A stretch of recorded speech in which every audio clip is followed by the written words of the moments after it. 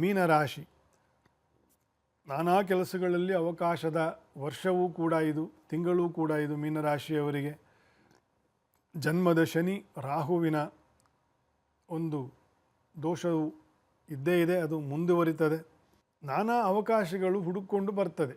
ಚತುರ್ಥದಲ್ಲಿ ಗುರು, ಅದರ ಹೊರತಾಗಿ ಎಲ್ಲ ಗ್ರಹರೂ ಕೂಡ 10ನೇ ಮನೆಗೆ 11ನೇ ಮನೆಗೆ ಬರ್ತಕ್ಕಂತಹ ತಿಂಗಳು.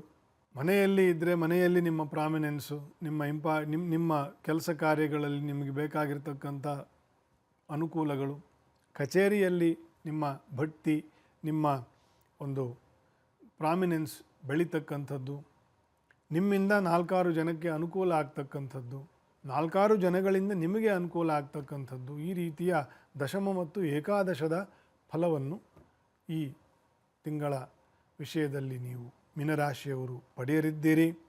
ರಾಘವೇಂದ್ರ ಸ್ವಾಮಿಗಳ ಸೇವೆ, ತೀರ್ಥವನ್ನು ಪ್ರೋಕ್ಷಣೆ ಮಾಡಿಕೊಂಡು ಪ್ರದಕ್ಷಿಣೆ ನಮಸ್ಕಾರ, ರಾಘವೇಂದ್ರ ಸ್ವಾಮಿಗಳನ್ನು ವಿಶೇಷ ಆರಾಧನೆ ಮಾಡಿ ಒಳ್ಳೆಯದಾಗ್ತದೆ. ಮಕರ ಸಂಕ್ರಮಣವು 2026 ಜನವರಿಯ ಹೊಸ ವರ್ಷವೂ ಇಷ್ಟು ತನ್ನ ಕಂಕುಳಲ್ಲಿ ಇಟ್ಟುಕೊಂಡು ನಮ್ಮೊಂದಿಗೆ ಸಾಗ್ತಾ ಇದೆ. ಎಲ್ಲರಿಗೂ ಹರಿವಾಯುಗಳ ಸ್ಮರಣೆ ಉಂಟಾಗಲಿ ಮತ್ತು ಆಯುಸ್ಸು ಆರೋಗ್ಯವು ಕೊಟ್ಟು ದೇವರು ಗುರುಗಳು ಕಾಪಾಡಲಿ ಅಂತಂತ ಹೇಳಿ ನಮ್ಮ ಕಾರ್ಯಕ್ರಮವನ್ನು ಮುಗಿಸ್ತಾ ಇದ್ದೀನಿ. ತತ್ಸರ್ವಂ ಶ್ರೀಕೃಷ್ಣಾರ್ಪಣಮಸ್ತು. ಜನವರಿ 2026 ಮಾಸ ಭವಿಷ್ಯ ಮೇಷಾದಿ ದ್ವಾದಶ ರಾಶಿಗಳ ಫಲಾಫಲವನ್ನು ಸಂಕ್ಷಿಪ್ತವಾಗಿ ಮುಂದುವರಿಸೋಣ. ಮೇಷರಾಶಿಗೆ ವ್ಯಾವಹಾರಿಕವಾಗಿರ್ತಕ್ಕಂಥ ಲಾಭದ ಹೊಸ ವರ್ಷ, ಧರ್ಮ ಕಾರ್ಯದಲ್ಲಿ ಆಸಕ್ತಿ, ಅಭಿವೃದ್ಧಿ, ಧರ್ಮಕ್ಷೇತ್ರಗಳ ಸಂದರ್ಶನ ಅಥವಾ ಅದರ ನವೀಕರಣ ಮಾಡ್ತಕ್ಕಂತಹ ಪುಣ್ಯ ಕಾರ್ಯಗಳಲ್ಲಿ ಭಾಗಿಯಾಗ್ತಕ್ಕಂಥದ್ದು, ಈ ರೀತಿಯ ಧರ್ಮ ವೃದ್ಧಿ ಕಾರ್ಯಗಳಾಗ್ತದೆ.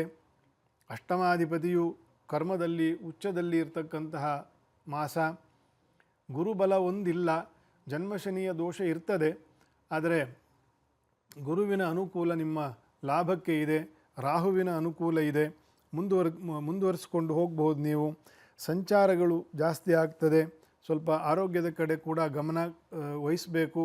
ವಾತ ದೋಷದಿಂದ ಸ್ವಲ್ಪ ಸ್ಲೋ ಆಗಬಹುದು. ಬಾಡಿ ಮೆಕ್ಯಾನಿಸಮ್ ಅಂತೇನು ಹೇಳ್ತೀವಿ, ಅದಕ್ಕೆ ಸ್ವಲ್ಪ ವಾತ ಉಂಟು ಮಾಡದೇ ಇರತಕ್ಕಂತಹ ಆಹಾರದ ಬಗ್ಗೆ ಗಮನ ವಹಿಸಬೇಕು. ಮೇಷರಾಶಿಯವರು ಮಾತ್ರ ಅಲ್ಲ, ಎಲ್ಲರೂ ಕೂಡ ಇವತ್ತಿನ ಕಾಲದಲ್ಲಿ ಆಹಾರವೇ ವಿಷ. ಪ್ರತ್ಯೇಕವಾಗಿ ವಿಷ ಹಾಕುವಂಥ ಅವಶ್ಯಕತೆ ಇಲ್ಲ ಇವತ್ತು ಯಾರಿಗೂ.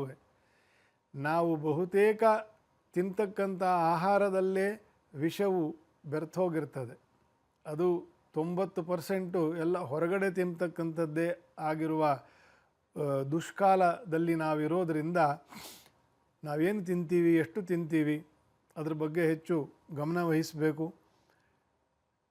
ಮೇಷರಾಶಿಯವರು ಎಲ್ಲರೂ ಕೂಡ ವಿಶೇಷವಾಗಿ ವೆಂಕಟೇಶ ದೇವರ ಸೇವೆಯನ್ನು, ಕಲ್ಯಾಣೋತ್ಸವವನ್ನು, ಅಲಂಕಾರ ಸೇವೆ, ನಮಸ್ಕಾರ ಸೇವೆ, ನಾಮಸ್ಮರಣೆ, ವೆಂಕಟೇಶನ ಅಷ್ಟೋತ್ತರ, ಇದೆಲ್ಲವನ್ನು ಯಾವುದು ನಿಮಗೆ ಸುಲಭವೋ ಅದನ್ನು ಮಾಡಿಕೊಂಡು ಮುಂದುವರಿಲಿಕ್ಕೆ ಪ್ರಯತ್ನ ಮಾಡಿ. ಧನುರ್ಮಾಸವೂ ಇದೆ. ಭಾನುವಾರದಂದು ದಿನ ಮಾಡಿದರೆ ಒಳ್ಳೆಯದು. ಅಟ್ಲೀಸ್ಟ್ ಭಾನುವಾರದಂದು ಬೆಳಗ್ಗೆ ಸೂರ್ಯೋದಯಕ್ಕೆ ಮುಂಚೆ ಸ್ನಾನ ಪೂಜೆಗಳನ್ನು ಮಾಡಿ ಈಶ್ವರನ ದರ್ಶನ ಅಥವಾ ಶ್ರೀ ವಿಷ್ಣುವಿನ ಮಂದಿರದಲ್ಲಿ ವಿಷ್ಣುವಿನ ದರ್ಶನ, ಹಿರಿಯರು ಜ್ಞಾನದಲ್ಲಿ ವಯಸ್ಸಿನಲ್ಲಿ ದೊಡ್ಡವರು ಯಾರಾದರೂ ಇದ್ದರೆ ಅವರಿಗೆ ಹೋಗಿ ನಮಸ್ಕಾರ ಮಾಡಿ ಆಶೀರ್ವಾದವನ್ನು ಪಡಿತಕ್ಕಂಥದ್ದು ಮೇಷರಾಶಿಯವರು ಮಾತ್ರ ಅಲ್ಲ, ಇದೆಲ್ಲರಿಗೂ ಹೇಳ್ತಾ ಇರ್ತಕ್ಕಂಥದ್ದು. ಧನುರ್ಮಾಸದ ವಿಶೇಷ ಪುಣ್ಯ. ವೃಷಭ ರಾಶಿ, ಧನಲಾಭವು ಮುಂದುವರಿತದೆ. ಧನಾಧಿಪತಿ ಧನಸ್ಥಾನದಲ್ಲಿ ವಕ್ರೀ ಗುರುವಿನ ಸಂಚಾರ, ಬೇಕಾದಷ್ಟು ಆದಾಯವು ಉಂಟಾಗ್ತದೆ. ಕುಟುಂಬದ ವ್ಯಾಪಾರ ವ್ಯವಹಾರಗಳು ಅಭಿವೃದ್ಧಿ ಆಗ್ತಕ್ಕಂಥದ್ದು. ಉದ್ಯೋಗದಾತರಿಗೆ ಉದ್ಯೋಗದ ಕ್ಷೇತ್ರದಲ್ಲಿ ವಿಸ್ತರಣೆ ಮಾಡ್ತಕ್ಕಂತಹ ಚಿಂತನೆಗಳು, ಅದರ ಪ್ರಯತ್ನಗಳು ಕೈಗೂಡ್ತದೆ. ಬೇರೆ ಬೇರೆ ಕಾರ್ಯಾರ್ಥ ದೇಶ ವಿದೇಶಗಳಿಗೆ ಸಂಚಾರವು ಏರ್ಪಡ್ತಕ್ಕಂತಹ ಒಂದು ಯೋಗಗಳು ಕೂಡ ಇದೆ. ವಿದ್ಯಾರ್ಥಿಗಳಿಗೆ ಬಹಳ ಒಳ್ಳೆಯ ಅನುಕೂಲ, ವೈದ್ಯರಿಗೆ ಬಹಳ ಅನುಕೂಲಕರವಾಗಿರ್ತಕ್ಕಂಥದ್ದು. ವೈದ್ಯರಿಗೆ ಅಂತಂದರೆ ವೈದ್ಯಕೀಯ ಸಮುದಾಯಕ್ಕೆ ಇನ್ಕ್ಲೂಡಿಂಗ್ ಮೆಡಿಸನ್ಸ್, ಆ ರೀತಿ ಯೋಚನೆ ಮಾಡಬೇಕು. ಮತ್ತು ಎಂಟರ್ಟೈನ್ಮೆಂಟ್ ಇಂಡಸ್ಟ್ರಿ, ಮೀಡಿಯಾದವ್ರಿಗೆ ಇದಕ್ಕೆಲ್ಲ ಸ್ವಲ್ಪ ಸ್ಲೋ ಆಗ್ತದೆ. ಧನಸ್ಥಾನದಲ್ಲಿ ಗುರುವು ಇದ್ದರೂ ಕೂಡ ಧನಾಧಿಪತಿಯು ಬುಧನಿಗೆ ಬಲ ಇಲ್ಲದೇ ಇರತಕ್ಕಂತಹ ಮಾಸವಿದೆ.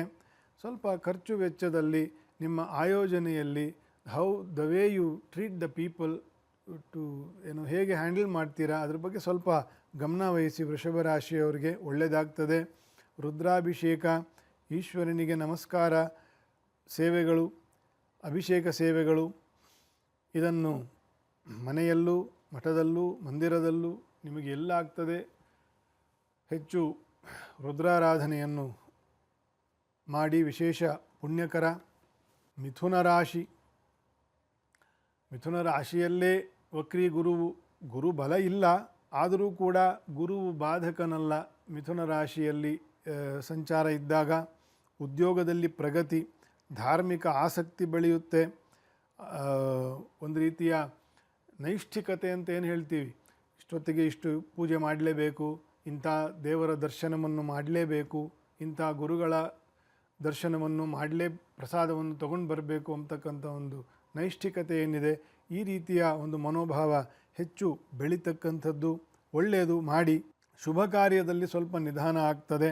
ಶುಕ್ರನು ಬುಧನು ಸ್ವಲ್ಪ ಬಲಹೀನರಾಗಿರ್ತಕ್ಕಂತಹ, ಕುಜನನ್ನು ಬೆರೆತ ಒಂದು ಸ್ಥಿತಿ, ಬಲಹೀನರಾಗಿರ್ತಕ್ಕಂಥ ಇದು ಸ್ವಲ್ಪ ನಿಧಾನ ಆಗ್ತದೆ. ಮಿಥುನ ರಾಶಿಯವರಿಗೆ ಈ ಶುಭ ಕಾರ್ಯಗಳು, ಏನಾದರೂ ಒಂದು ಹೂಡಿಕೆಯೋ, ಮನೆ ಕಟ್ಟೋದೋ, ಸೈಟ್ ತೊಗೊಳ್ಳೋದೋ, ಮದುವೆನೋ, ಮುಂಜಿಯೋ, ಸ್ವಲ್ಪ ಕಿರಿಕಿರಿ ಅಡೆತಡೆಗಳೆಲ್ಲ ಬರ್ತದೆ. ಸ್ವಲ್ಪ ತಾಳ್ಮೆಯಿಂದ ಮುಂದುವರಿಸಿಕೊಂಡು ಹೋಗಿ.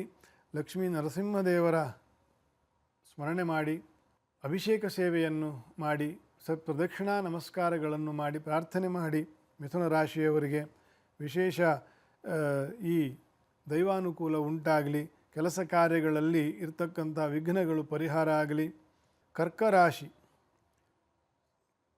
ಇವರಿಗೆ ಷಷ್ಠದಲ್ಲಿ ಅಷ್ಟಮದಲ್ಲಿ ಪಾಪಗ್ರಹರು ಇರುವ ಒಂದು ತಿಂಗಳು ನಡೀತಾ ಇದೆ. ಸ್ವಲ್ಪ ಚಿಂತೆಗಳು ಬೆಳೀತದೆ. ಕರ್ಕರಾಶಿಯವರಿಗೆ, ಸ್ತ್ರೀಯರಿಗೆ ವಿಶೇಷವಾಗಿ, ವಿದ್ಯಾರ್ಥಿಗಳಿಗೆ, ಸ್ತ್ರೀಯರಿಗೆ, ಮಕ್ಕಳಿಗೆ, ಈ ಮಕ್ಕಳ ಬಗ್ಗೆ ಇದೆಲ್ಲ ಸ್ವಲ್ಪ ಚಿಂತೆಗಳು ಜಾಸ್ತಿ ಆಗ್ತದೆ. ಅನಾರೋಗ್ಯವೂ ಕೂಡ ಸ್ವಲ್ಪ ಬೆಳೆಯುವಂತಹ ತಿಂಗಳು. ಹೆಚ್ಚು ಆರೋಗ್ಯದ ಬಗ್ಗೆ ಕಾಳಜಿ ವಹಿಸಬೇಕು. ಚಿಂತೆ, ಅನಾವಶ್ಯಕವಾಗಿ ಚಿಂತೆ ಮಾಡ್ತಕ್ಕಂಥ ಜನರು ಜಾಸ್ತಿ ಇದ್ದಾರೆ. ಅದು ವಿಶೇಷವಾಗಿ ಸ್ತ್ರೀಯರಲ್ಲಿ. ಕಾಲದ ಪ್ರಭಾವ, ದಿನ ಕಳೆದಂತೆ ಅನಾವಶ್ಯಕವಾಗಿ ಚಿಂತೆ ಮಾಡ್ತಕ್ಕಂತಹ ದೋಷಗಳಿಗೆ ಜನ ಒಳಗಾಗ್ತಾ ಇದ್ದಾರೆ. ಅದು ಜಾಸ್ತಿ ಆಗುತ್ತೆ ಕರ್ಕಾಟಕ ರಾಶಿಯವರಿಗೆ. ಹಾಗಾಗಿ ಏನಕ್ಕೋಸ್ಕರ ಚಿಂತೆ ಮಾಡಬೇಕು ಅಂತಂತ ಯೋಚನೆ ಮಾಡಬೇಕಷ್ಟೆ. ಯಾವ ಚಿಂತೆಯಿಂದ ಒಂದು ಪರಿಹಾರ ಸಿಗ್ತದೋ ಅದಕ್ಕೆ ಚಿಂತೆ ಮಾಡಬೇಕು. ಯಾವುದು ಅಪರಿಹಾರ್ಯವೋ ಅಥವಾ ಯಾವುದೋ ಗತಕಾಲದಾಗ ಯಾವುದೋ ಆಗೋಗಿರ್ತಕ್ಕಂತಹ ವಿಷಯವೋ ಅದನ್ನು ಹಿಡ್ಕೊಂಡು ಚಿಂತೆ ಮಾಡೋದ್ರಿಂದ ಫಲ ಏನು? ಅದಕ್ಕಿಂತ ಚಿಂತೆ ಯಾಕೆ ಮಾಡುತ್ತಿದ್ದಿ, ಚಿನ್ಮಯನಿದ್ದಾನೆ, ಚಿಂತಾರತ್ನವೆಂಬೋ ಅನಂತನಿದ್ದಾನೆ, ಚಿಂತೆ ಯಾಕೆ ಮಾಡುತ್ತಿದ್ದಿ, ಚಿನ್ಮಯನಿದ್ದಾನೆ ಅಂತ ದಾಸರ ಮಾತೇನಿದೆ. ಚಿಂತೆ, ಅನಾವಶ್ಯಕವಾಗಿರ್ತಕ್ಕಂಥ ಚಿಂತೆ ಮಾಡೋದಕ್ಕಿಂತ ಭಗವಂತನ ನಾಮಸ್ಮರಣೆ ಮಾಡಿ ಕೊಟ್ಟು ನಮ್ಮನ್ನು ರಕ್ಷಣೆ ಮಾಡ್ತದೆ ಅಂತಂತ ಅದರ ತಾತ್ಪರ್ಯ. ಹರಿನಾಮ ಜಪ, ದುರ್ಗಾದೇವಿಯ ದರ್ಶನ, ಕುಂಕುಮಾರ್ಚನೆ, ದೀಪ ನಮಸ್ಕಾರ ಇತ್ಯಾದಿ ಯಾವುದು ನಿಮಗೆ ಸುಲಭ ಸೇವೆಯೋ ಅದನ್ನು ಕರ್ಕರಾಶಿಯವರು ಮಾಡಿ, ನಮಸ್ಕಾರ ಮಾಡಿ, ಒಳ್ಳೆಯದಾಗ್ತದೆ. ಸಿಂಹರಾಶಿ, ಅಧಿಕಾರ ವಿಸ್ತರಣಾ ಯೋಗ ಅಂತಂತ. ರಾಶೀಶ್ವರನು ಪಂಚಮದಲ್ಲಿ ಇದ್ದು, ಪಂಚಮದಲ್ಲಿ ಚತುರ್ಗ್ರಹ ಯೋಗವಿದ್ದು, ಶನಿಯ ಬಾಧೆಯೂ ಇಲ್ಲದೇ ಇರತಕ್ಕಂತಹ, ಏಕಾದಶದಲ್ಲಿ ಗುರುವು ಇರೋದು ಮುಂದುವರಿತಕ್ಕಂತಹ ತಿಂಗಳು ಸಿಂಹರಾಶಿಗೆ. ನೀವು ಇರ್ತಕ್ಕಂತಹ ಲೈನು, ಅದು ವೈದ್ಯಕೀಯ ಇರ್ಬೋದು, ರಾಜಕೀಯ ಇರ್ಬೋದು, ಮೆಡಿಸಿನ್ ಲೈನ್ ಇರ್ಬೋದು, ಟೆಕ್ನಾಲಜೀಸ್ ಇರ್ಬೋದು, ಆಯಾ ಲೈನಲ್ಲಿ ನಿಮ್ಮ ನಿಮ್ಮ ಕೆಲಸಗಳು ವಿಸ್ತಾರ ಆಗ್ತದೆ. ಉದ್ಯೋಗದಾತರು ಕೂಡ ಅವರ ಕೆಲಸವನ್ನು ವಿಸ್ತರಣೆ ಮಾಡಿಕೊಳ್ತಕ್ಕಂಥದ್ದು, ಪ್ರಯಾಣಾದಿ ವಾಹನ ಲಾಭಗಳು, ಅನುಕೂಲ ಇತ್ಯಾದಿ ಅನೇಕ ಸತ್ಫಲಗಳನ್ನು ಶಾಸ್ತ್ರದಲ್ಲಿ ಹೇಳಿದ್ದಾರೆ. ಸೂರ್ಯನಾರಾಯಣನ ಜಪ, ಸೂರ್ಯನ ಅಷ್ಟೋತ್ತರ, ರಾಮಚಂದ್ರನ ಅಷ್ಟೋತ್ತರ, ಹತ್ತಿರದಲ್ಲಿ ಎಲ್ಲಾದರೂ ಸೂರ್ಯನಾರಾಯಣನ ದೇವಸ್ಥಾನ ಇದ್ದರೆ ಅಲ್ಲಿ ಒಂದು ಅರ್ಚನೆ, ದರ್ಶನ, ವಿಷ್ಣುವಿನ ಯಾವುದೇ ವಿಷ್ಣುವಿನ ಮೂರ್ತಿಯ ದರ್ಶನ, ಪೂಜೆ, ವಿಶೇಷವಾಗಿ ನರಸಿಂಹದೇವರು, ರಾಮದೇವರು ಇದರ ಸೇವೆಯನ್ನು ಮಾಡಿ, ಅಷ್ಟಮದ ಶನಿ ಇದು ಕಂಟಿನ್ಯೂ ಆಗ್ತಕ್ಕಂತಹ ವರ್ಷದಲ್ಲಿ ಇದ್ದೀರಿ. ಹಾಗಾಗಿ ನರಸಿಂಹದೇವರ ವಿಶೇಷ ಆರಾಧನೆಯನ್ನು ನಾನು ಆಗಾಗ ಹೇಳ್ತಾ ಇರ್ತೀನಿ. ಸಿಂಹರಾಶಿಯವರಿಗೆ ಮಾಡಿಕೊಂಡು ಹೋಗಿ ಒಳ್ಳೆಯದಾಗ್ತದೆ.